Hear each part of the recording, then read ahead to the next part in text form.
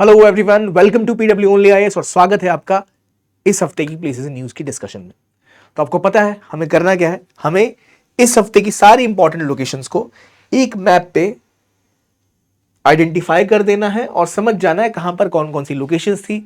कोई भी दिक्कत, कोई भी डाउट हो कमेंट बॉक्स में लिखिए, आप उसको सॉल्व करेंगे।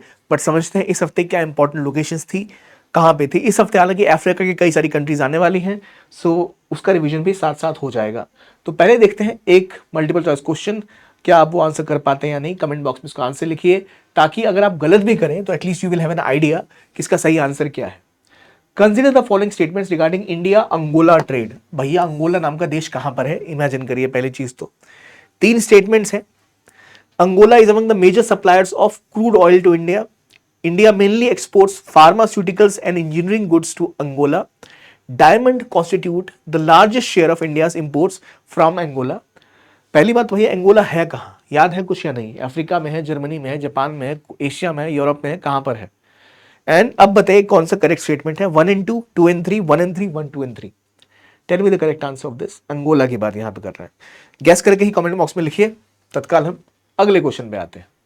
Next question is about India Bhutan friendship treaty जो 2007 में हुई थी। ठीक है, प्राइम मिनिस्टर भूटान गए हाल में ही, और हमारी प्रेसिडेंट जो थी वो गई थी अंगोला। तो पहली चीज देखो, इस ट्रीटी में क्या हुआ था। It grants Bhutan greater autonomy in its foreign policy. It replace the treaty of 1949. It requires Bhutan to take India's guidance on external affairs. Which of the following is correct? 1 and 2, 2 and 3, 1 only, 1, 2 and 3। बताइए इन दोनों का correct answer क्या है, अपने answer में comment box में लिखिए। I hope आपने दोनों आंसर्स सही किए होंगे। और अब हम चलते हैं हमारी डिस्कशन की तरफ। जो पहला टॉपिक है वो है अंगोला ही। तो अंगोला ने बोला है कि इंडिया के साथ वो पार्टनर करेंगे in critical areas during president Murmu's visit. तो पहली चीज जो हमें ध्यान में रखनी पड़ेगी वो है अंगोला। तो अंगोला एक ऐसी कंट्री है जो अफ्रीका में लोकेटेड है। It is a major source of crude oil for India. भारत में क्रूड ऑयल यहां बहुत मात्रा में आता है। अफ्रीका के टॉप 3 अगर क्रूड ऑयल एक्सपोर्टर्स की आप बात करो, उनमें से एक अंगोला इंडिया के साथ हमेशा रहता है। नाइजीरिया, अंगोला मेजर इंडिया को क्रूड ऑयल एक्सपोर्ट करते हैं। तो एक चीज जो आपको समझ में आनी चाहिए कि भाई अंगोला की लोकेशन कहां है, जो हमें सबसे पहले पता होना चाहिए कि कहां पर है अंगोला। तो अंगोला समझने के लिए हम चलते हैं अफ्रीका के मैप की तरफ। एक बार जरा आ जाए इसके ऊपर। कल हमने कुछ देश पढ़े थे, इस मैप से आप रिवाइज कर लोगे। ये है हॉर्न ऑफ अफ्रीका, यहां पर थी सीड, सोमालिया, इथियोपिया, इरिट्रिया और जिबूटी। यानी ये हिस्सा सोमालिया का है।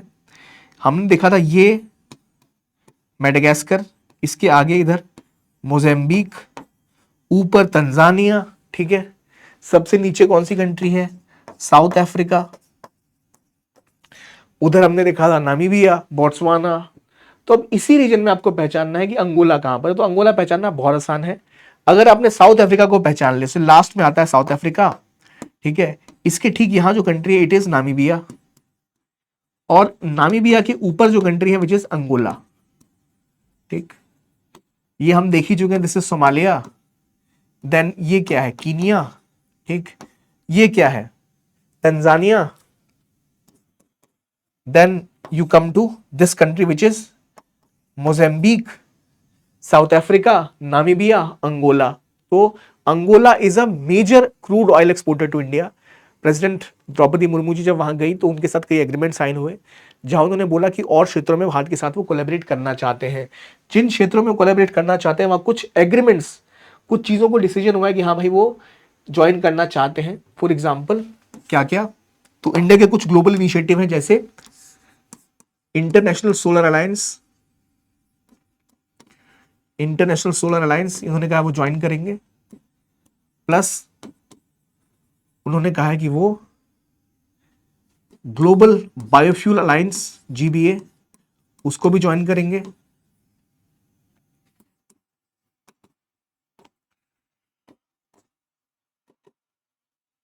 और इंडिया का एक और ग्लोबल इनिशिएटिव है आईसी बिग कैट अलायंस, वो भी इंडिया का ज्वाइन करने वाले हैं, वो बिग कैट अलायंस। तो इन चीजों पर बात हुई है अंगोला के साथ कि हाँ भाई हम आपके साथ एग्रीमेंट करना चाहते हैं। इसके अलावा जो चीज़ें और अंगोला को लेकर इंपॉर्टेंट है वो यहाँ पर कुछ मेजर रिवर्स हैं, क्वांगो और खुजाना। हालांकि उतना डेप्थ में हमें अंगोला को लेकर जाने की जरूरत नहीं है, लोकेशन बस याद रखिए। अगेन साउथ अफ्रीका को लेकर जो मैप की क्लैरिटी है वो होनी चाहिए। मैंने बताया था Tanzania, Mozambique, South Africa. South Africa के अंदर 2 देश समाहित है, रिमेंबर कौन कौन से हैं? लेसोतो और स्वाजीलैंड। दिस इज लेसोतो, इसको कहते हैं स्वाजीलैंड। तो लेसोतो एक ऐसी कंट्री है जो कंप्लीटली साउथ अफ्रीका के अंदर है। इधर आओ तो नामीबिया है, ऊपर अंगोला है, अंगोला कैपिटल लुआंडा है, ठीक है। तो यहीं पर हमने बात किस चीज के ऊपर हमारे साथ ज्यादा ट्रेड करते हैं? They are more and more doing trade with India in regards to crude oil. Crude oil का मेजर एक्सपोर्ट ये करते हैं।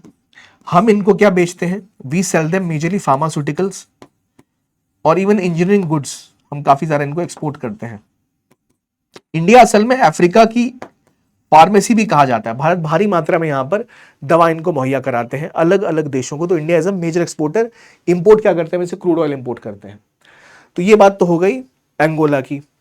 यहां तंजानिया के बारे में कल हमने देखा था, आप में से कई लोगों ने बहुत अच्छा एग्जाम्पल दिया। जांजिबार में आईटी मद्रास का कैंपस खुलने वाला है।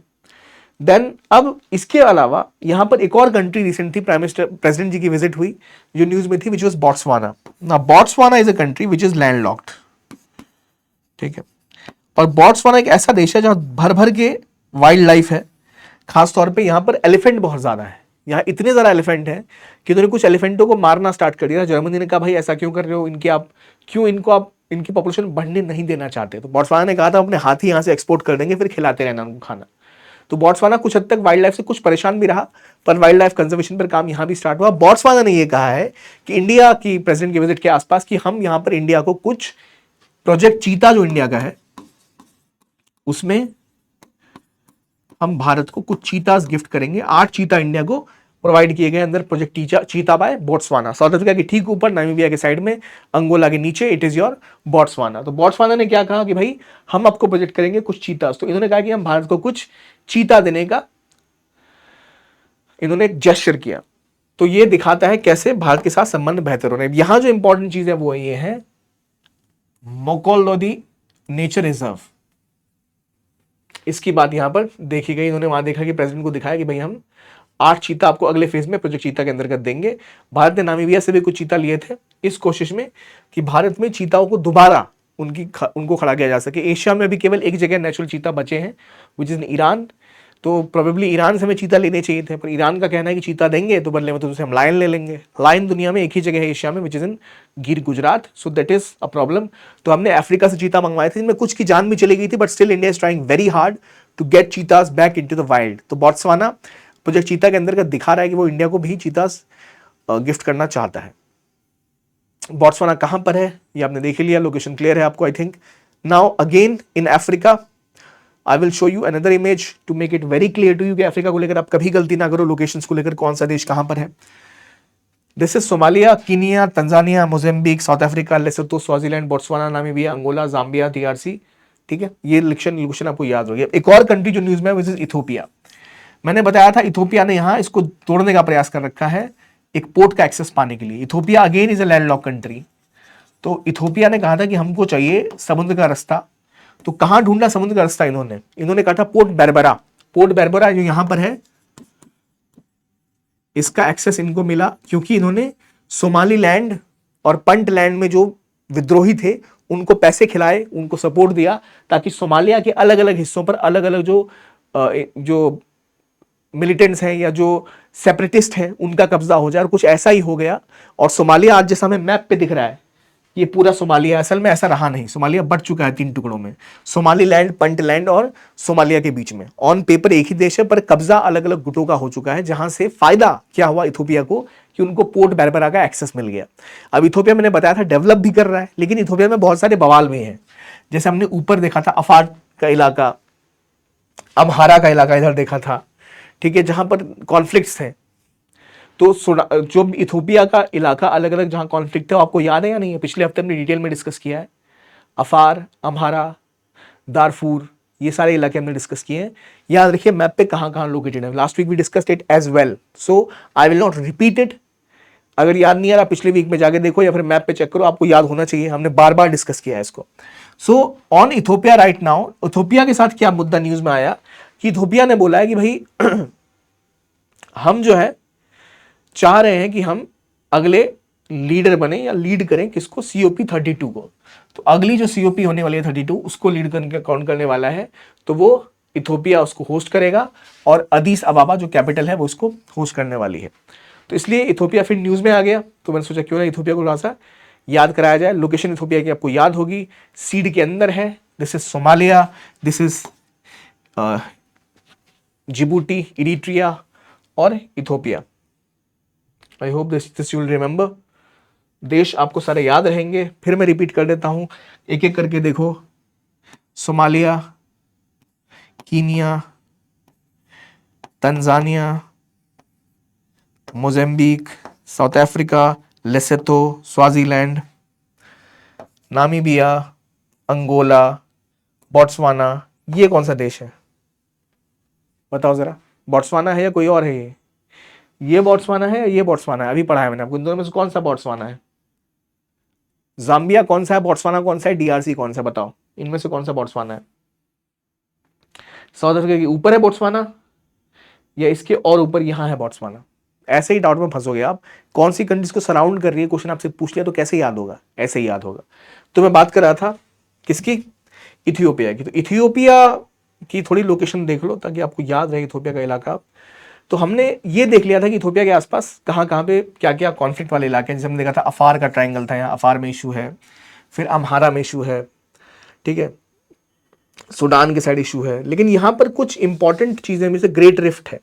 तो कहा यह जा रहा है कि यहां से अफ्रीका का कॉन्टिनेंट पूरा का पूरा टूट के अलग हो जाएगा, अफार ट्रायंगल। सो ये हिस्सा टूट के अलग हो जाएगा और बह के अलग हो जाएगा। That is one area. तो ये इलाका याद रखिएगा। हालांकि इथोपिया थोड़ा बहुत ही न्यूज में रहता है, पर यहाँ पर अम्हार माउंटेन्स है, मानदेबो माउंटेन्स है, ये आपको मेजरली याद रखने की जरूरत है। जब हम अंगोला की बात करते हैं तो अंगोला के आसपास आपको देखने को मिलता है कालाहारी डेजर्ट, तो वो थोड़ा याद रखना। कालाहारी अंगोला बोट्सवाना के रीजन में आपको यहाँ थोड़ा बहुत देखने को मिलता है। बाकी आई होप इथोपिया क्यों न्यूज में है? इथोपिया न्यूज में है क्योंकि इथोपिया पे क्या होने वाला है, COP लीड करने वाले हैं ये। मैंने आपको पहले बताया सोमालीलैंड, पंटलैंड, सोमालिया वाला हिस्सा, इनको क्या मिल रहा है? पोर्ट बर्बरा, ठीक है। इनके आसपास कौन से कॉन्फ्लिक्ट एरियाज हमने देख लिए थे। यहाँ पर आपको अम्हारा का इलाका आ गया, अफार का इलाका आ गया, ठीक है, दारफुर का इलाका आ गया, ये सब हमने देख लिया। हमने सूडान को भी देखा था पहले, खार्तूम प्रोविंस को। तो वो चीज़ें आपको आई होप याद होगी। ये रहा पोर्ट बर्बरा, जिसका एक्सेस ही लेने को बेकरार बैठे हैं। Again I am repeating, I hope you must have revise the last class, ताकि चीज़ें आपको याद रह सके। Now coming to next one, it is Oman. Oman को यूनेस्को के मैन बायोस्फीयर रिजर्व काउंसिल का मेंबर बना लिया गया है। ओमान कहाँ पर है ध्यान रखो, मिडल ईस्ट में। ये जो मिडल ईस्ट में सींग निकलती है यहां पर है,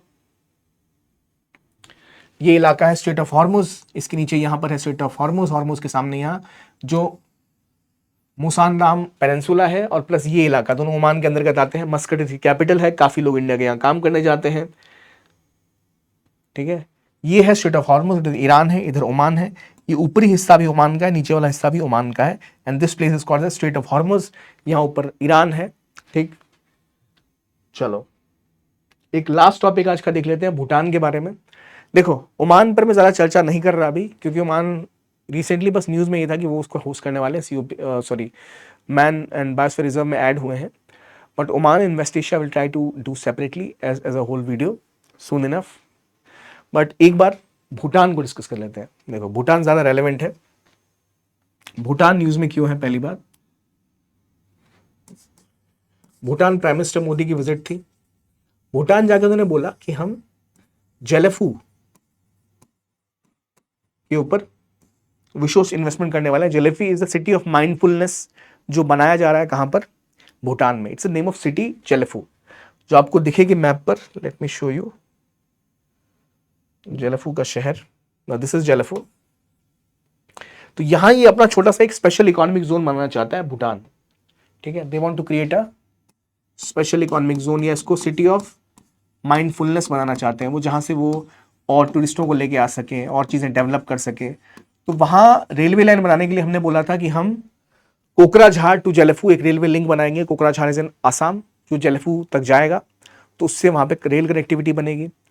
हमने ये भी प्रॉमिस किया कि इनके जो डैम्स हैं, चाहे चुकमा की बात करूँ या मगदीचू की बात करूँ या पनसंगधीचू डैम की बात करूँ, सारे डैम्स के नाम है, हाइड्रो इलेक्ट्रिसिटी प्रोजेक्ट जो भूटान में है, ये सब इंडिया ही वहाँ बनाता है और उनसे फिर उसके बदले में बिजली खरीदता है। यानी इनके पावर प्लांट हम जाके बनाते हैं, हम जाके बिल्ड करते हैं, जब उनमें बिजली उत्पन्न होती है तो बिजली हमें बेचते हैं, हम उनसे बिजली खरीदते हैं। ठीक है, तो ये कॉन्सेप्ट है किसका? टेल मी, किसका है? ये है भूटान और इंडिया रिलेशंस की बात। अब देखिए, भूटान एक ऐसा देश है विच इज, सबसे पहले कुछ भूटान को लेकर कुछ बेसिक चीजें मैं आपको बता दूं ताकि आपको याद रहे। Bhutan is a land lock country और इनका 80% ट्रेड होता है भारत के साथ। ठीक है, और 1949 में हमने इनके साथ एक फ्रेंडशिप ट्रीटी कर ली थी। उस फ्रेंडशिप ट्रीटी के अंतर्गत इनकी फॉरेन पॉलिसी हम गाइड करते थे। और यहां तक कि भूटान चाइना को नहीं रिकॉग्नाइज करता, रशिया को नहीं रिकॉग्नाइज करता, अमेरिका को नहीं रिकॉग्नाइज करता, आधी दुनिया को मानता ही नहीं कि एग्जिस्ट करते हैं। क्यों? क्योंकि भारत इनकी फॉरेन पॉलिसी को गाइड किया करता था। पर 2007 आते आते, पहले किंगडम हुआ करता था, फिर यह किंग ने खुद ही कहा कि नहीं भाई, यहां पर अब एक डेमोक्रेसी होनी चाहिए, तो अब यह थोड़ा सा डेमोक्रेसी बन चुकी है। तो भूटान ने क्या किया, 2007 में हमारे साथ जो फ्रेंडशिप ट्रीटी थी उसको रिवाइज किया। उस रिवीजन के बाद जो इनकी फॉरेन पॉलिसी गाइडेंस वाला इशू था वो हटा दिया गया। अब फॉरेन पॉलिसी गाइडेंस भारत नहीं कर रहा है। Now they are independent their foreign policy. But एक तरह से भूटान को अभी भी कहा जाता है कि ये एक तरह का प्रोटेक्टोरेट है भारत का, कि भारत इसको बचाता है कि जब भी इसके ऊपर कोई हमला होता है, यदि होगा तो। उसका बेस्ट एग्जांपल देखने को मिलता है जब यहां इस इलाके में डोकलाम में जब चाइना ने घुसने की कोशिश की तो भारत ने अपनी सेना भेजकर वहां पर चाइना को उस इलाके में चीजें बिल्ड, जो वो कंस्ट्रक्शन करे, उसको रोकने में कामयाबी के साथ रोका। चाइना भूटान पे लगातार दबाव बनाता है कि तुम हमारे साथ डिप्लोमेटिक रिलेशन स्टैब्लिश करो, क्योंकि भूटान और इंडिया दो ही ऐसे देश हैं इस इलाके में जिन्होंने चाइना के बेल्ट एंड रोड इनिशिएटिव को ज्वाइन नहीं किया है, जो चाइना से बड़े लोन्स नहीं ले रहे, जो चाइना के इस प्रोजेक्ट से बाहर है। और भूटान तो उनको रिकॉग्नाइज भी नहीं करता है। तो लगातार भूटान पे दबाव बनाता है चाइना। क्या किया उसने पहले, यहां पर जो इलाका है बॉर्डर का, जहां पर डोकलाम का प्लेट्यू है, डोंगगांग प्लेट्यू भी इसे कहते हैं, वहां पर रोड और कंस्ट्रक्शन का काम किया, जिससे भूटान दबाव में आया। तो भारत की सेना वहां गई उस काम को रोकने के लिए। दूसरा, यहां पर आप देखोगे तो सेक्टेंग वाइल्ड लाइफ सेंचुरी है, इस तरफ मैं दिखाता हूं आपको। यहां पर है साक्तेंग वाइल्ड लाइफ सेंचुरी। चाइना ने अचानक क्लेम कर दिया कि जो सेक्टेंग वाइल्ड लाइफ सेंचुरी है ये हमारी है भाई, ये भूटान की है ही नहीं, ये हमारे जमीन है। और जो इनको एनवायरमेंटल एड मिलने वाली थी उसको रोकने की कोशिश की उन्होंने, लेकिन उनकी बात मानी नहीं गई। पर यह जरूर दिखाती है ये चीज कि भाई कैसे भूटान के दोनों तरफ से, यहां डोकलाम में और इधर आपका साक्तेंग वाइल्ड लाइफ सेंचुरी में, चाइना क्लेम ठोक के अपना दबदबा भूटान में बनाना चाहता है। क्यों? ताकि भूटान बीआरआई को ज्वाइन कर ले, ताकि भूटान भारत से दूर चला जाए। और भारत ने क्या कहा, भारत ने भाई इनको हर साल हम इनको बजटरी सपोर्ट देते हैं 5,000 करोड़ से तो प्लस का, हम इनको 5,000 करोड़ के आसपास का हम इनको हर साल एक फंड प्रोवाइड करते हैं, बजटरी सपोर्ट। एक ऐसा देश है विच इज कार्बन न्यूट्रल या फिर कार्बन नेगेटिव। ये जितना कार्बन उत्सर्जन करता है उससे ज्यादा कार्बन सोख लेता है, क्योंकि यहां बहुत ज्यादा वाइल्ड लाइफ, और ये अपने टूरिज्म को भी मैनेज करके चलता है। आप ऐसे ही टूरिस्ट नहीं आ सकते, फीस देनी पड़ती है जानने में। तो इसलिए भूटान इंडिया का एक स्पेशल फ्रेंड है, इकलौती कंट्री साउथ एशिया की भारत के अलावा जिसने बीआरआई को ज्वाइन नहीं किया, जो चाइना के साथ फॉर्मल रिलेशंस नहीं रखता है, जो हमेशा अपनी फॉरेन पॉलिसी में लिहाज रखता है भारत का। हमने इनके साथ ऑपरेशन ऑल क्लियर भी किया था कि बॉर्डर के आसपास जो भी यहां पर अगर कोई नक्सलाइट वगैरह का कोई जो इंसर्जेंट है, उनका कुछ ग्रुप है, कोई इनका कैंप है, तो उसको तबाह किया जा सके। तो भूटान हमारा क्लोज अलाई रहा है हमेशा से, और कंसिस्टेंटली भूटान ने हमें सपोर्ट किया है, चाहे वो कोई भी बात हो। तो अभी जो रिसेंट बात आई वो ये थी, जलेफू से लेकर कोकराझार जो असम में है, वहां रेलवे लाइन बनाने की बात या भूटान को और सहायता देने की बात हो ताकि बेहतर तरीके के साथ डेवलप कर सके, इनके हाइड्रो इलेक्ट्रिक प्रोजेक्ट को और पुश करने की बात हो, इन सब में भारत ने एक मेजर रोल निभाया है। जो दर्शाता है कि भूटान भारत के लिए कितना महत्वपूर्ण है। तो जो इंपॉर्टेंट नाम है जैसे मंगधीचू, पुनर्संगधीचू, थिम्पू, डोकलाम, आपका यहाँ आ गया जलेफू, इधर आ गया आपका सेक्टेंग वाइल्ड लाइफ सेंचुरी, ये नाम अगर आपसे पूछे जाए तो आपको पता होना चाहिए कहाँ पर है और इनका क्या रेलेवेंस है। तो ये बेसिक सी कहानी थोड़ी सी हमने देख ली भूटान की। अब एक बार देखते हैं मैप पे आके कि भैया आपको सब कुछ लोकेशन पूछा जाए, कहाँ पर साउथ अफ्रीका है, कहाँ पर बोट्सवाना है, कहाँ पर अंगोला है, कहाँ पर इथोपिया है, कहाँ पर भूटान है और क्या उनकी रेलेवेंस है, क्यों वो न्यूज़ में। आई होप ये चीज़ें आपको अब जाके क्लियर हो रही होंगी। तो आपको अगर इसका पीडीएफ चाहिए तो आप जाइए इस लिंक पे क्लिक करके आप एनरोल करिए, फ्री है ये, वहाँ से आपको सारे इनिशिएटिव के पीडीएफ्स मिल जाएंगे। तो ये था आज का डिस्कशन। देखने के लिए धन्यवाद। कोई डाउट्स हो कमेंट बॉक्स में लिखिए and have a very very nice day.